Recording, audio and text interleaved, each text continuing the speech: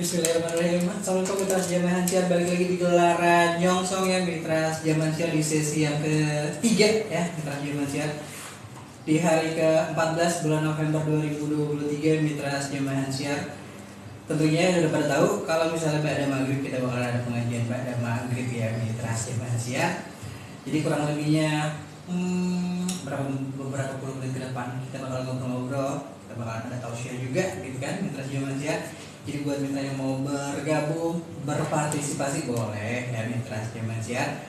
Nanti bareng sama Ustadz Gus Edward Abu Bakar ya yang bakalan ngasih tausiahnya di pengajian pada maghrib hari ini Mitra Sejaman Siar ya. Jadi seperti biasa pengajian jelang maghrib, menjelang deh pada maghrib ini bakalan ada Gus Edward Abu Bakar. Kita sapa aja. Assalamualaikum Gus Edward. Waalaikumsalam warahmatullahi wabarakatuh. Gimana Gus, sehat Gus? Alhamdulillah baik, sehat. Sehat ya? Iya. Bang Ali sehat. Sehat dong, alhamdulillah Gus. Kita baru nih ngobrol-ngobrol di on air nih. Iya. Baru kali ini nih. Padahal sebelum on air ngobrol sama saya dulu, gitu kan? Kenalnya Bang Ari dulu Benar, Iya. gitu kan. Tapi biasanya setiap hari temenin sama ayang mami terus. Iya, benar. Sekarang ayang mami lagi ini di rumah, Iya. lagi ngukurin duit. Iya betul. Gini-gini banyak teman gitu ya. Gus, Baik, tema atau topik kita di kesempatan hari ini apa nih Gus? hari ini kita membahas kitab fikih, kitab Safinatun Najah yang judulnya tanda-tanda balik. Baik, siap. Silakan Gus Edward. Baik. Assalamualaikum warahmatullahi wabarakatuh. Waalaikumsalam. Alhamdulillahirabbil alamin. Allahumma shalli ala sayyidina Muhammad wa ala ali sayyidina Muhammad. Rabbi shrah li sadri wa yassir li amri wahlul 'uqdatam min lisani yafqahu qawli. Shadaqallahul azim wa shadaqa rasulun nabiyul habibul karim wa nahnu ala dzalika minasy syahidin wasyakirin walhamdulillahi rabbil alamin. Yang saya hormati, yang insya Allah dimuliakan oleh Allah Subhanahu wa Ta'ala, Mitra El Gangga di mana saja Anda berada, semoga dalam keadaan sehat walafiat, panjang umur dan juga banyak duitnya. Amin. Yang saya hormati juga di studio ada Bang Ari dan Bang Geri, ujungnya sama nih. Mudah-mudahan sehat walafiat, panjang umur, berkah selamat dunia akhirat dan juga banyak duitnya. Amin ya rabbal alamin. Baik, hari ini kita pembahasan yaitu kitab Safinatun Najah yang berjudul Alamatul Bulugh, yaitu tanda-tandanya balik. Alamatul Bulugh, bermula tanda balik itu thalathun, 3. Pertama, tamamu khamsa asyara sanatan, yaitu sempurna umurnya 15 tahun. Fil dzakari, pada laki-laki, wal untha, dan perempuan. Wal ihtilamu fil dzakari wal untha litis'i sinina. Dan yang kedua, dapat ngimpi jima atau bersetubuh hingga keluarnya mani. Fil dzakari, pada laki-laki, wal untha, dan perempuan. Litis'i sinina, yaitu bagi yang umurnya 9 tahun. Wal haidu, yang ketiga, dapat atau terjadinya haid. Fil untha, pada perempuan. Litis'i sinina, bagi yang umurnya 9 tahun. Baik Mitra Gangga, adapun tanda-tanda balik itu ada 3. Yang tadi sudah dibacakan dalam kitab Safinatun Najah. Yang pertama, berumur seorang laki-laki ataupun perempuan 15 tahun. Kita tanya nih Bang Ari, mudah-mudahan Bang Ari udah balik nih. Alhamdulillah udah. Yang kedua, yaitu bermimpi junub atau jima atau bersetubuh terhadap laki-laki dan perempuan ketika melewati 9 tahun umurnya. Oke. Yang ketiga, keluar darah haid atau darah yang dikhususkan buat wanita. Ya, bahasa kampungnya ini tamu bulanan. Ya, betul. Ya, tamu bulanan yang datang bulan, bukannya orang. Yaitu sesudah berumur 9 tahun bagi perempuan. Yang pertama, balik adalah sampainya batasan usia taklif. Sedangkan taklif adalah sampainya seorang pada usia yang dianggap oleh agama dan orang tersebut juga dalam keadaan berakal sehat. Jadi balik salah satunya harus berakal sehat. Kalau bahasa orang kita sehari-hari oon itu enggak apa. Maksudnya belum balik ataupun dosanya diringankan. Yang kedua, panca inderanya berfungsi secara normal. Misalkan kupingnya, matanya, terus mulutnya normal. Dan telah sampai dakwah agama Islam kepadanya. Yang kedua, tanda-tanda bahwa seorang sudah mencapai balik, di mana ia mulai terikat dengan hukum-hukum syariat Islam, yaitu ada 3. Yang pertama, seorang laki-laki perempuan telah genap berumur 15 tahun, yang dihitung mulai sempurnanya kelahiran seseorang, mulai dari bayi ketika lahir dihitung sehingga ketemu sampai 15 tahun. Akan tetapi ini Bang Ari, hitungnya sesuai bulan Komariah atau bulan Hijriah, bukan Masehi. Jadi kan bulan Hijriah itu lebih cepat bulannya karena tanggalnya lebih dikit. Jadi dihitungnya sesuai bulan Komariah atau Hijriah. Kalau yang Masehi kan Syamsiyah, bulan Syamsiyah. Yang kedua, seorang laki-laki atau perempuan telah ihtilam, yaitu mimpi yang menyebabkan ia mengeluarkan mani. Begitu juga apabila telah mengeluarkan mani dalam keadaan terjaga atau tidak sedang tidur, baik keluarnya karena sengaja ataupun yang tidak sengaja. Salah satunya yang tidak sengaja yaitu melalui mimpi. Yang disengaja mungkin berhubungan intim. Begitu. Yang ketiga, seorang wanita telah mengeluarkan darah haid dan keluarnya pada usia 9 tahun dengan hitungan Qamariyah yaitu Hijriah. Nah, hikmah dari ditetapkan umur 15 tahun sebagai batasan umur terikatnya seorang dengan hukum-hukum syariat yaitu taklid, karena pada usia tersebut syahwat mulai bergejolak dan timbul hasrat seksual yang tinggi. Begitu juga syahwat-syahwat lain seperti dalam hal makanan, dia hobi makan. Dan suka bermewah-mewahan atau shopping, seneng belanja. Matanya udah gampang jalatan, bahasa orang Bekasi itu. Melihat olsok-olsok, wah ini keren nih, beli. Nah, itu ganteng tuh, diambil fotonya jadi status gitu. Ini kan syahwatnya tinggi namanya. Nah, maka itu sudah dikatakan balik walaupun dia baru umur 9 tahun. Syahwat-syahwat tersebut yang pada akhirnya mendorong seseorang untuk melakukan hal-hal yang tidak patut dilakukan. Karena itu syahwat-syahwat tersebut harus dikekang dan dikendalikan dengan tali ketakwaan agar seseorang tidak menuruti syahwatnya dengan diberikan perjanjian juga ancaman. Selain itu, pada usia ini seseorang telah sampai pada kesempurnaan akal sehat, juga kekuatan fisiknya.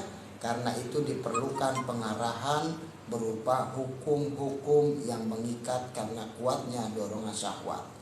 Dan pemikiran dan rasa sudah mampu menerima hukuman apabila menyimpang.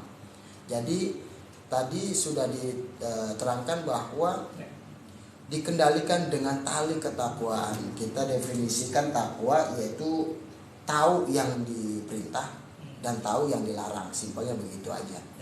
Kalau bahasa lebih biasanya definisi menjalankan perintah Allah dan menjauhkan segala larangannya Allah. Contoh, misalkan orang balik ketika kita punya anak ataupun punya saudara, ketika balik misalkan dia melihat dia seorang lelaki nih, melihat foto di medsos yaitu cewek-cewek cakep, apalagi Korean gitu, K-pop.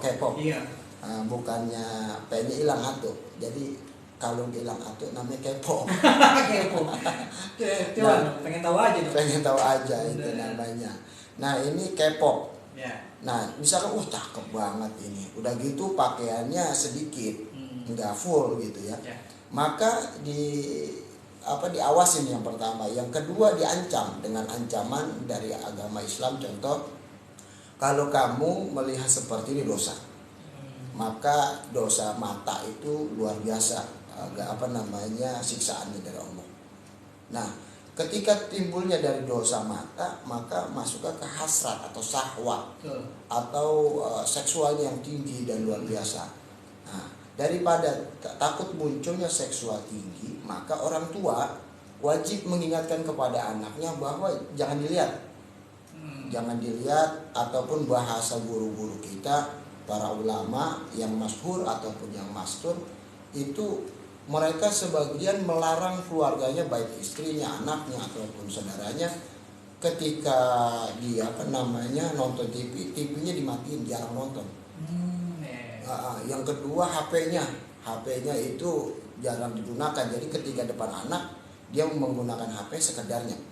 Jadi cukup membalas ataupun dia telepon WA orang sekedarnya. Chattingan doang. Chattingan aja. Atau mungkin itu kali itu ya.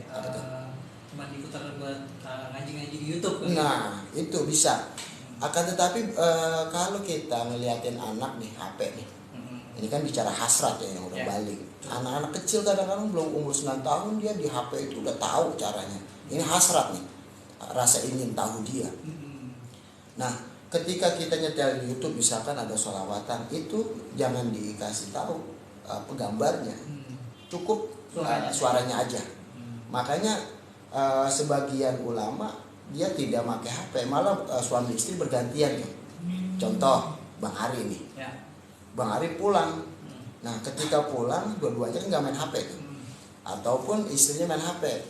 Nah, ketika istri main HP, Bang Ari dan keluarganya ini dia ngobrolnya, kalau lo main HP gue nggak usah. Jadi gue yang ngomong anak-anak bergantian. Jadinya jangan sampai anak kita melihat emaknya atau bapaknya lagi main HP. Nah, bahasa kasarnya ngumpet-ngumpet dah gitu. Kalau nggak bisa udah tinggalin aja semuanya gitu. Tapi tetap nada dirinya kita suarain. Suarain, takutnya ada darurat, tiba-tiba Bang Ari ada yang nelpon orang kaya atau menteri atau apa. Bang Ari ke rumah ini ada duit 100 juta. Nah, kalau kita silent kan rugi. Ya begitu, demikian Bang Ari. Oke, jadi penting juga ya Gus ya buat yang namanya mengontrol anak-anak kita gitu ya di usia dini ya, sebelum apalagi menjelang usia-usia balik mereka gitu kan. Betul. Karena kan di usia-usia 9, 10 sampai 15 tahun tadi seperti yang Gus Edward bilang tuh. Jadi tuh waktunya mereka tuh perubahan besar tuh ada di usia-usia segitu kan. Betul, rasa kepo lah gitu ya. Rasa kepo, hasratnya luar biasa. Ingin tahuan ya. Mungkin bahasa saya gini, ketika di bawah umur 8 tahun lah, 8 tahun ataupun tapi zaman sekarang bocah umur 5 tahun ke bawah aja udah luar biasa rasa ingin tahu itu. Apa aja dicari. Apa aja dicari. Jadi bahasa saya pola pikirnya sudah kebuka. Pengen tahu. Bapaknya misalkan, Pak mau kemana? Ditanya. Yang kedua, Pak makan apa? Ditanya. Terus Pak kok diem aja? Ditanya. Jadi rasa ingin tahu. Munculnya kan kalau bahasa ini rewel. Gitu. Nah, kalau kita nggak ngontrol dengan kesabaran kita, ya takutnya anak itu seenaknya dia gitu, makanya terjadinya di zaman setan gepeng nih sekarang. Di setan gepeng, anak-anak itu walaupun masih SD kelas 1 ataupun PAUD TK, main HP udah luar biasa. Itu bahkan apa aja udah dicari, apalagi dia kan belum ngetik belum bisa banget. Itu dia pakai paham lagi di searching. Pakai suara. Pakai ngomong ya. Misalkan gini, baby shark gitu. Iya betul. Udah gitu YouTube ngerti lagi bacotnya dia itu kan, padahal anak kecil belum jelas. Benar. Dia nggak tahu huruf, dia ngomong. Iya, dia ngetik belum paham nih. Benar. Baby shark tulisannya gimana sih? Maaf, kalau saya aja lah yang tuaan, tapi nggak tahu bahasa Inggrisnya. Baby shark tulisannya gimana gitu kan? Iya. Tapi anak kecil memang luar biasa rasa ingin tahunya, sehingga otaknya sangat berfungsi. Dia nggak pakai ngetik, diklik searchingnya ada gambar apa tuh, mikrofon ya, akhirnya dia ngomong tuh ya. Akhirnya dia ngomong. Itu dia nyari apa yang dia omongin kan. Iya benar, makanya yang aman itu sekarang dengerin radio sih benar. Nah, betul. Jadi yang namanya di usia-usia mendekati balik gitu ya, tadi kan seperti tema kita nih Gus ya. Baik.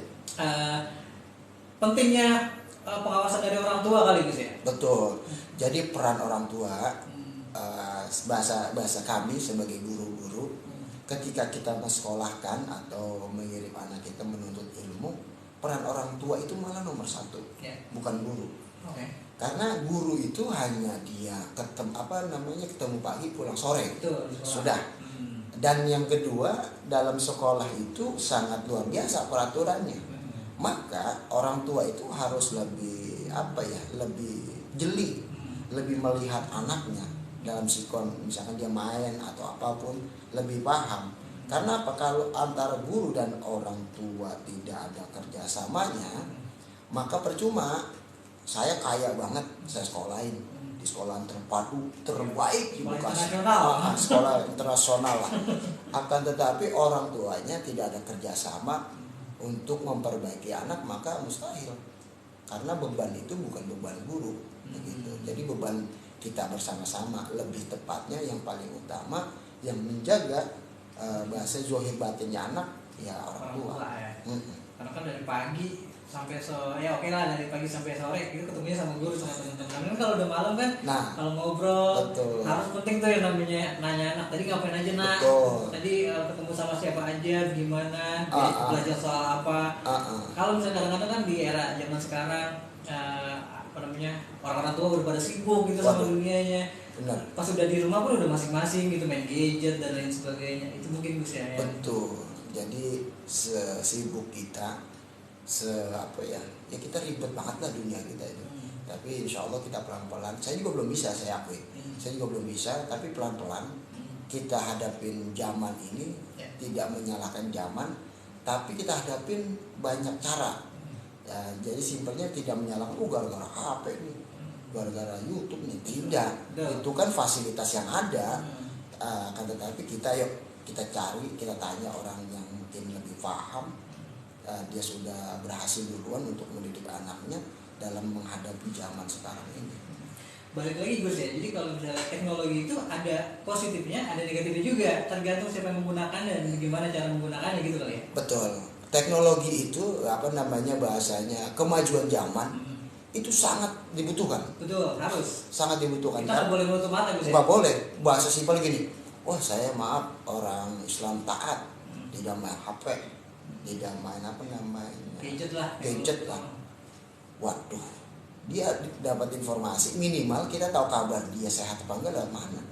Kan begitu. Betul. Apalagi kalau dia kreatif nih, misalkan dia kreatif luar biasa, wah dia punya HP, dia rekam keluarganya sehingga jadi YouTuber gitu lah.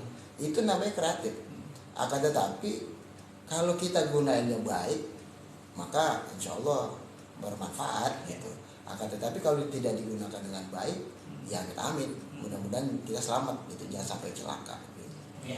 Astaghfirullahaladzim, astaghfirullahaladzim, astaghfirullahaladzim. Alhamdulillahirabbil alamin. Allahumma shalli ala sayyidina Muhammad wa ala ali sayyidina Muhammad. Rabbana zalamna anfusana wa illam taghfir lana wa tarhamna lanakunanna minal khasirin. La ilaha illa anta subhanaka inni kuntu minadh dhalimin. La haula wa la quwwata illa billahil aliyyil azim. Allahumma anal haqqa haqqa wa antumna tiba'ah wa anal batila batila wa antumna ijtinabah. Rabbana hab lana min azwajina wa dhurriyyatina qurrata a'yun waj'alna lil muttaqina imama. Rabbi habli minas salihin, Rabbi habli minas salihin, Rabbi habli minas salihin. Rabbi ighfir lana wa liwalidayna warhamhuma kama rabbayana shighara. Allahumma rizqna kamalan mutaba'ati lahu zahiran wa batinan ya arhamar rahimin. Rabbana atina fid dunya hasanah wa fil akhirati hasanah wa qina adzabannar. Wa sallallahu ala sayyidina Muhammadin wa ala alihi wa sahbihi wasallam. Walhamdulillahi rabbil alamin. Assalamualaikum warahmatullahi wabarakatuh.